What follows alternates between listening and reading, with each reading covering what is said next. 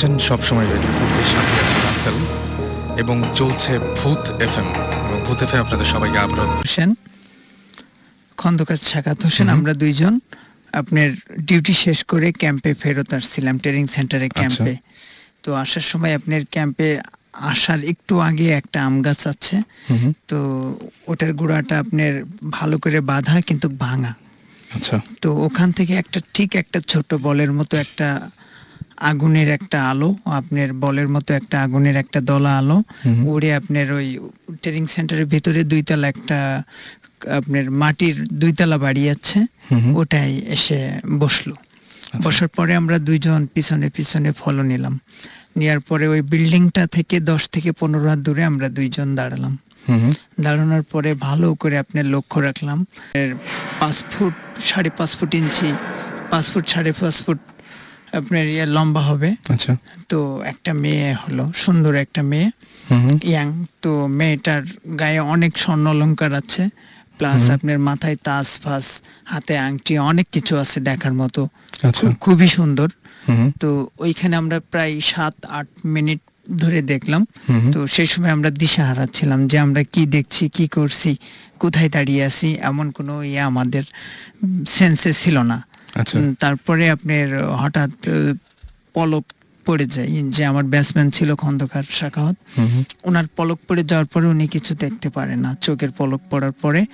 তো আমি ওনার থেকে 2 থেকে 2.5 মিনিট বেশি দেখেছি, তো আমার পলক ওই সময় পড়েনি। তারপরে উনি যখন আমার গায়ে হাত দিয়ে অনেক ঝাঁকাঝাঁকি করছে, তারপরে আমার সেন্সটা এসছে, প্লাস আমার পলকটা পড়ে গেছে। তারপরে তো ততক্ষণ পর্যন্ত আপনি একভাবে তাকিয়েছিলেন? জি জি, কিন্তু এই পলক পড়ার পরে যখন আমার মানসিক দৃষ্টি যখন ফিরে আসে, তো সেখন আমি বুঝতে পারি যে আমাদের দুইজনকে ডাকছিল হাত দিয়ে। মানে আপনি যেভাবে দেখাচ্ছেন সেটা হচ্ছে যে অনেকটা মোনাজাতের মতো করে সামনের দিকে ডাকছিল। তারপরে আরেকটা বিষয় হলো, মেয়েটা অস্থির এক জায়গায় দাঁড়িয়েছিল না, 4টে অথবা 5টা দরজা আছে 2 তলায়।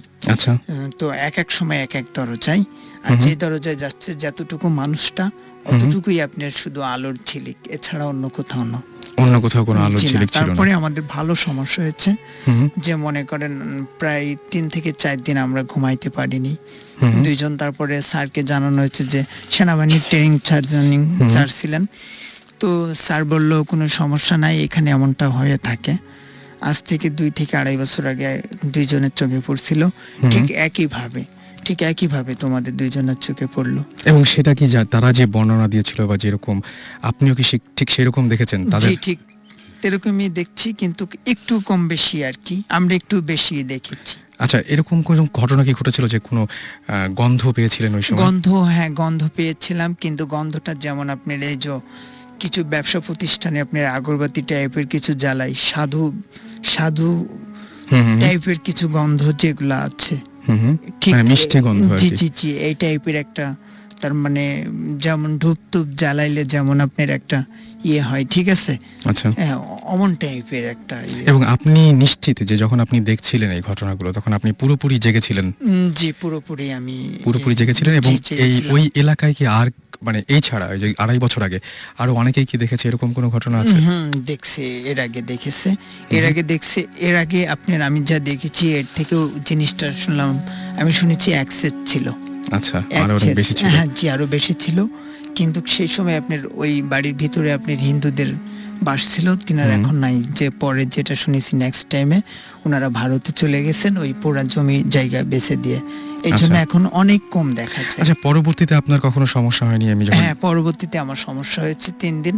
তার মানে আমার এমন মনে হতো প্রায় 3 দিন বেশি সমস্যা হয়েছে, আমি ঘুমাইতে পারিনি।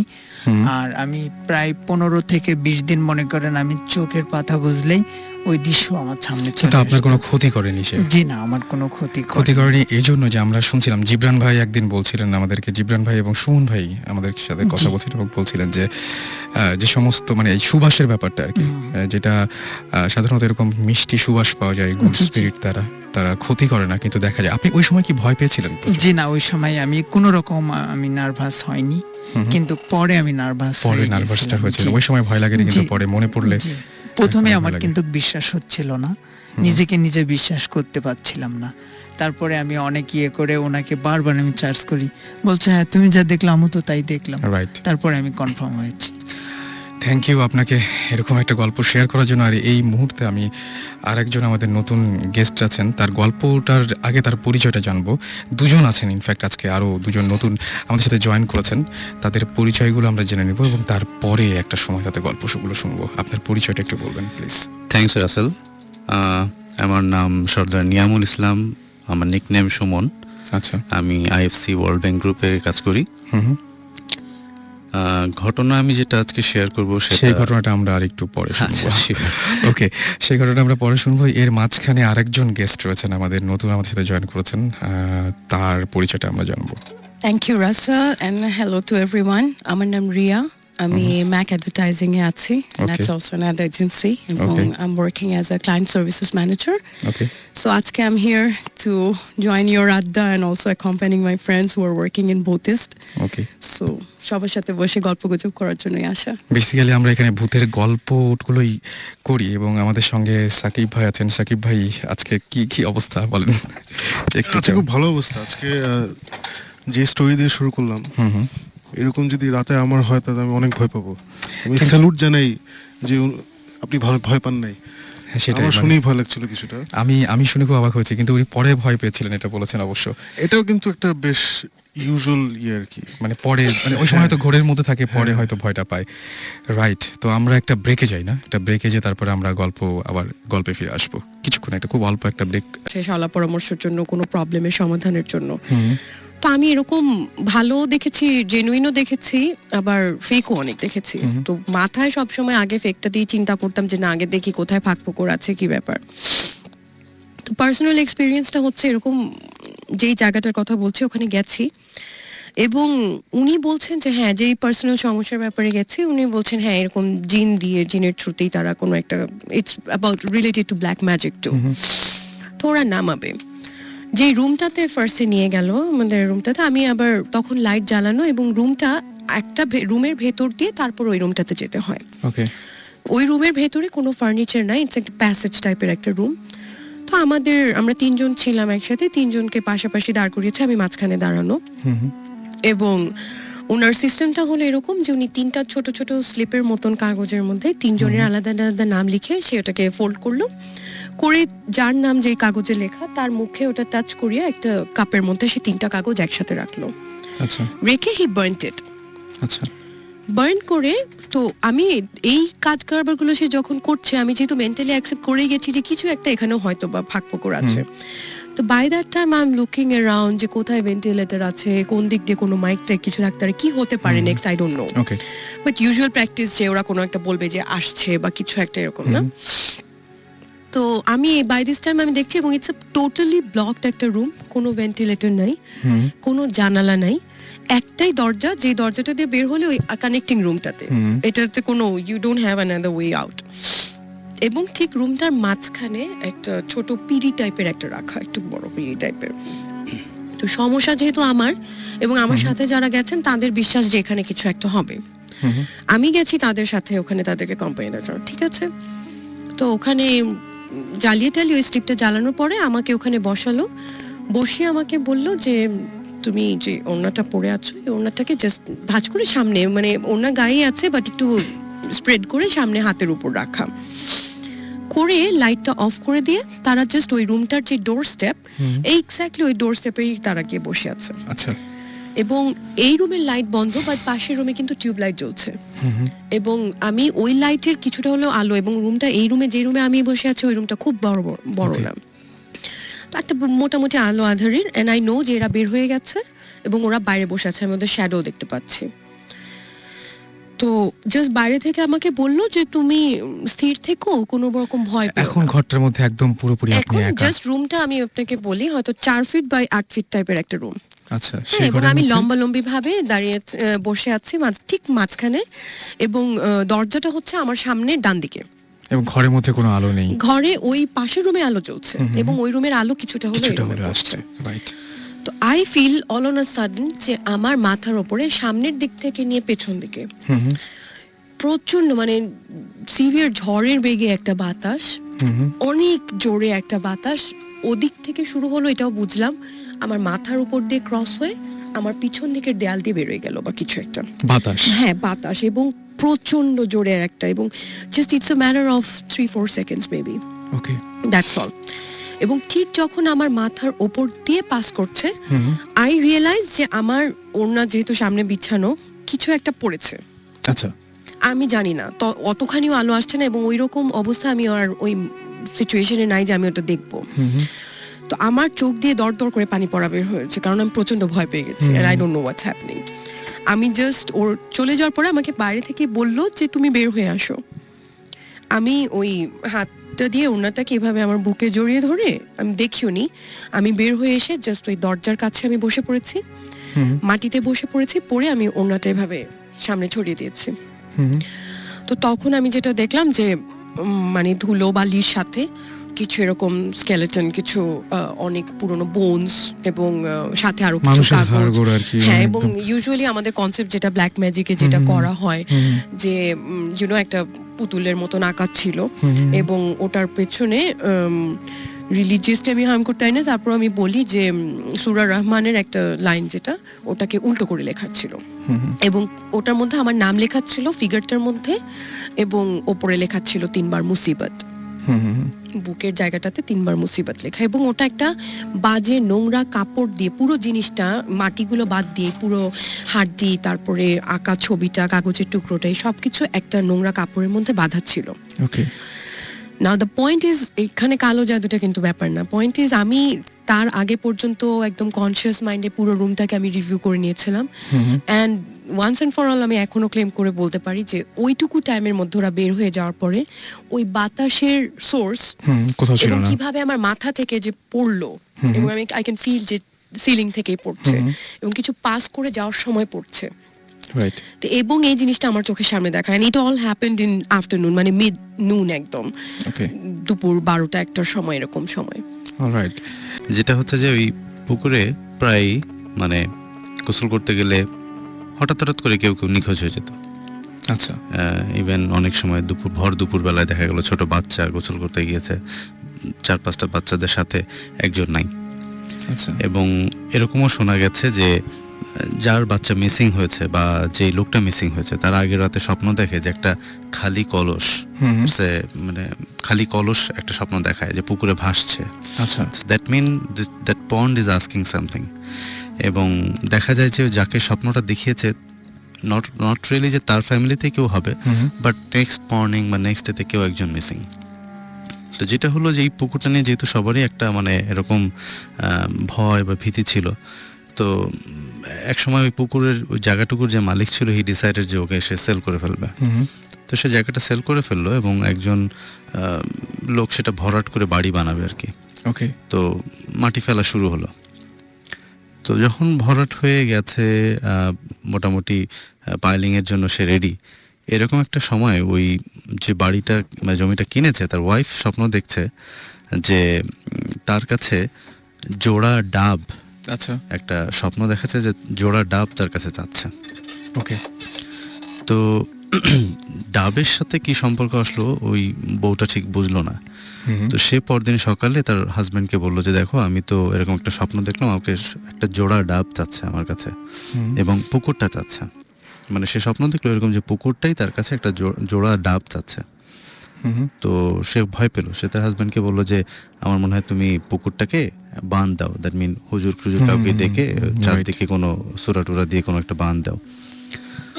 তো হাজবেন্ড প্রথমে জিনিসটা আমল দেয়নি, পরে চিন্তা করলো যে আচ্ছা ঠিক আছে, বউ যখন এত করেই বলছে তাহলে এটা করেই দেখি। তো সে তখন একজন হুজুরকে ডাকলো, ডেকে বললো যে এই অবস্থা, আমার ওয়াইফ তো স্বপ্ন দেখেছে যে একটা জোড়া ডাব সে চাচ্ছে।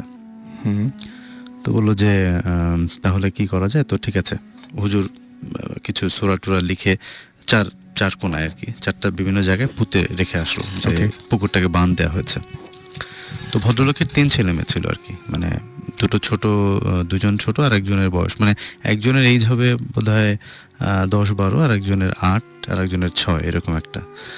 তো পরদিন ওরা স্কুলে যায়, 3জনই যখন স্কুলে যায়, ছোট 2জনের আর কি, মানে বড়টার বোধহয় আগে ছুটি হয়ে যায়, ছোট জনের বোধহয় 1 ঘন্টা বা 1.5 ঘন্টা আগে ছুটি হয়।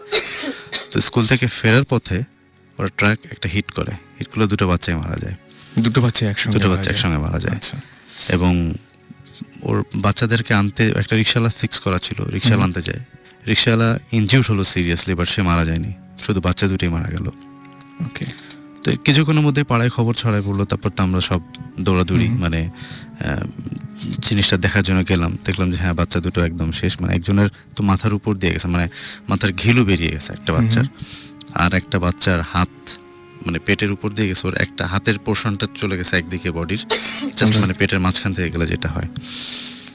তো এটা কি মানে না, খুবই অদ্ভুত ব্যাপার যে এটা একটা মানে সারা সবসময়ের জন্য আমার মনে একটা প্রশ্ন জাগে যে এই স্বপ্নটার সাথে ওই পুকুরটা আসলে পুকুরটা কি এক্স্যাক্টলি, আমি এটাই কোশ্চেন করতেছিলাম যে পুকুরটা অনেক পুরনো পুকুর, কিন্তু মানে সবাই বলে যে এটা সেই ব্রিটিশ আমল থেকেই পুকুরটা ছিল, বেশ পুরনো পুকুর, এবং পাড়ার অনেকে ওই পুকুরের পানি কি বলে মানে ফুটায় খাওয়ার জন্য নিয়ে যেত, বিকজ ইটস এ ভেরি মানে বিগ পন্ড, দিঘি টাইপের আর কি বলা যায় একদম।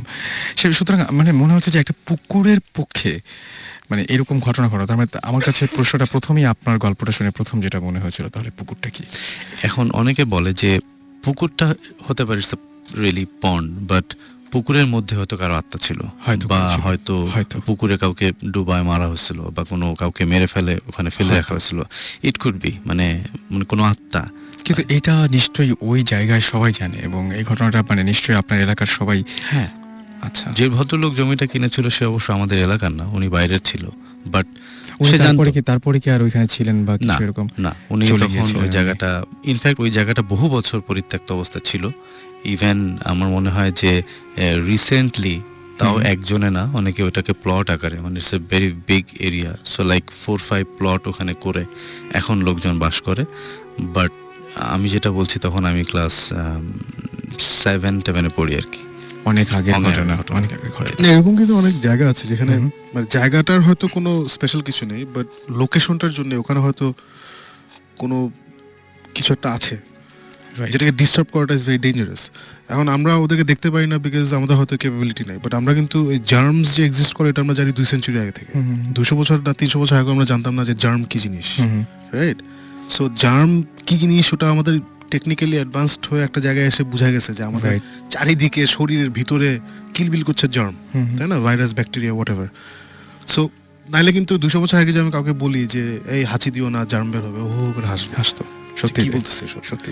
সো অবভিয়াসলি পুকুর বা এরকম একটা জায়গায় নিশ্চয়ই কিছুটা ছিল, সাম প্রেজেন্স বা হোয়াটএভার, যে ডিস্টার্ব হতে চায়নি। And enough for some reason, মানে যে স্টোরি আমরা শুনি, মানে ম্যাক্সিমাম স্টোরিতে কিন্তু মেটাফরিক্যাল কিছু ব্যাপার স্যাপার থাকে, বা যেটা আমরা দেখি যে ওটা হয়তো 2 ডাইমেনশনসে দেখি, মানে ওরাও আসলে ঠিকমতো কমিউনিকেট করতে পারে না একদম, সেটাই। সো ওরা যেটা পারে, ও যেভাবে পারে কমিউনিকেট করে, আমরাও যেভাবে পারি বোঝার চেষ্টা করি আর কি। এটাই আর কি, সেটাই। জিনিসটা হচ্ছে যে একটা মিডিয়াম দেখলাম সবকিছুতে, হচ্ছে ড্রিমস, স্বপ্ন সবসময়। এখন মানে আমি যদি বলি, এখন আমার হয়েছে কি, আমার থ্রু আউট মাই লাইফ আমি অনেক কিছু দেখেছি, কিন্তু আমার 14 বছর বয়সে যে যখন আমার রিয়েলাইজেশন হলো যে আমি এক্সট্রাঅর্ডিনারি কিছু দেখছি, তার আগে পর্যন্ত আমি যা দেখছি সব ডিসকার্ডেড। আচ্ছা, ওকে। সো থিংস লাইক, যেমন আমার জন্ম চিটাগংয়ের দেব পাহাড়ে। ওকে। সো ওই দেব পাহাড়ের স্টোরিগুলো আরেকদিন বলবো, বাট ওইখানে আমার আজ পর্যন্ত আমি অনেক বাসায় থেকেছি, চিরং থেকে ঢাকা আসার পরে অনেক বাসায় থেকেছি, কিন্তু ওই বাসার মানে এভরি সিঙ্গল ডিটেল আমার মুখস্থ। অ্যান্ড আমি বাসা ছেড়েছি বলে 3 বছর বয়সে, 4 বছর বয়সে আমি ছেড়ে দিয়েছি। 5 বছর বয়সে আমার একটা ড্রিম দেখা, কিন্তু with sound very odd, but আমরা সবাই দেখেছি না আর্মাগেডন, তারপর ডিপ ইম্প্যাক্ট, এগুলো ইয়ে। সো এখন এসে আমি রিয়েলাইজ করি যে যখন এগুলো দেখি, তো আমি তো I have seen this before.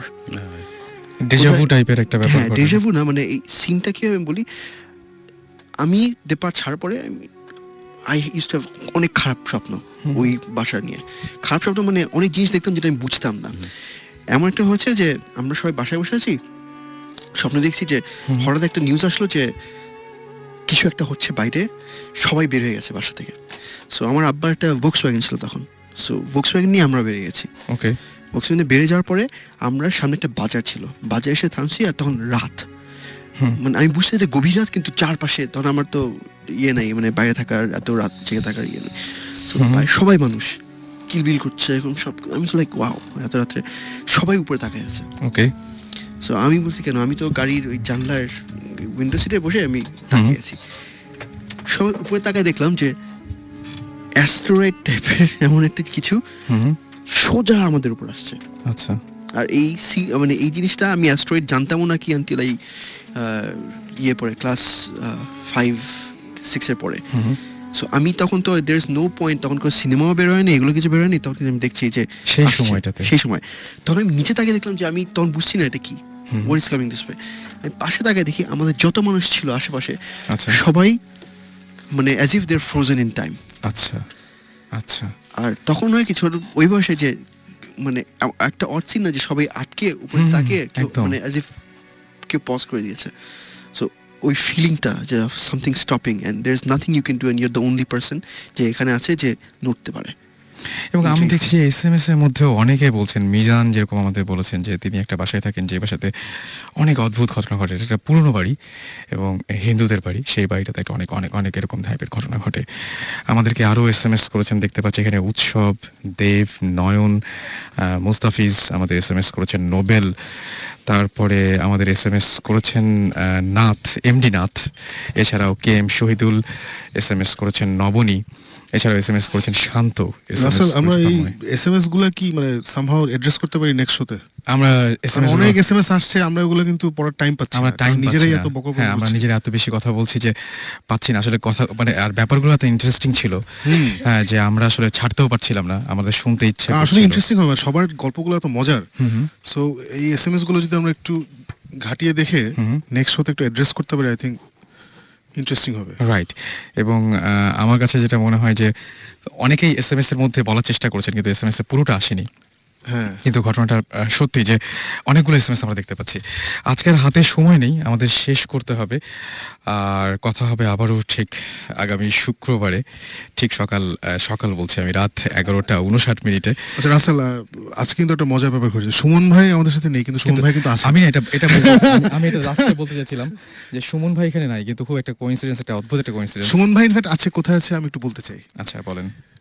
Not on এই মুহূর্তে না, মানে এখন তো দিনের বেলা, মানে নট অনলি সে আমেরিকাতে, সে এখন মানে আজকে এখন তো ওদের দিন, আজকের রাতে he is joining ghost hunters এর team in an official investigation of a lunatic asylum, যেটা সে বলেছিল ওকে যাওয়ার আগে। ওকে, সেটা আজকে ঘটবে। সুতরাং আমাদের শোটাও ভূত এফএমও ওই দিনই হলো। ওকে, আমরা শেষ করি। থ্যাংক ইউ শাকিব ভাই, আপনি লাস্টে কিছু যদি একটু। না, thank you Russell, I think you did a really good job of conducting this show. Thank you Suman ভাই, and the মাসুদ ভাই তো আছে। শাকিব ভাই, আমার কাছে মানে ব্যাপারটা আপনার যেটা বললেন খুবই অদ্ভুত একটা গল্প, এবং সেই গল্পগুলো প্লাস আজকে সুমন ভাই এসেছিলেন, সব গল্পগুলো আছে একটু অন্যরকম ছিল, তাই না? মানে আজকে দেখলাম যে হ্যাঁ, আজকে যেমন যেমন সুমন ভাই যে গল্পে there was a physical একটা জিনিস উনি দেখেছেন এবং ফিল করে, একটা তো স্বপ্ন দেখেছেন, অন্যটা কবরস্থানে দেখেছেন। এরকম আমি সামনাসামনি অনেক কম মানুষ চিনি যারা এরকম দেখেছেন আর কি। তো দ্যাট ওয়াজ ভেরি ইন্টারেস্টিং। আর আজকের থিমটা বেশ স্বপ্ন সেন্ট্রিক একটা থিম হয়ে গেল, স্বপ্ন, জিন, এবং মানে সবচেয়ে বড় কথা যে সেটার সাথে বাস্তবতার একটা বিল ছিল, যেটা হচ্ছে যে দেখে এসছে সেটা ঘটেছে বা এরকম কিছু একটা। যাই হোক, কথা হবে আবারও আগামী শুক্রবার ঠিক 11:59। আমাদের মনে হয় কিছু বলতে যাচ্ছেন আমরা আসলে মিস করছি এসএমএস গুলো, অসংখ্য এসএমএস, এবং সেই এসএমএস গুলো আমরা মিস করছি। Thank you very much. Thank you, অনেক ধন্যবাদ। আমার খুব ভালো লাগলো, অনেক ভয় পাবো এখন হয়তো বাসায় গিয়ে, জানি না, বাট আড্ডাটা খুব জমেছিল। এবং thank you to radio 40 and বুটিস্ট। জমেছিল না, বলো ভয়ঙ্কর হয়েছিল, সেটাই। আমরা চলে যাচ্ছি গানে, এবং যেতে যেতে যে গানটা প্লে করছি সেই গানটা মাইকেল জ্যাকসনের একটা গান, ঘোস্ট। চলুন শুনে আসি গানটি, অ্যান্ড আজকে রাতের মতো এখানেই টাটা।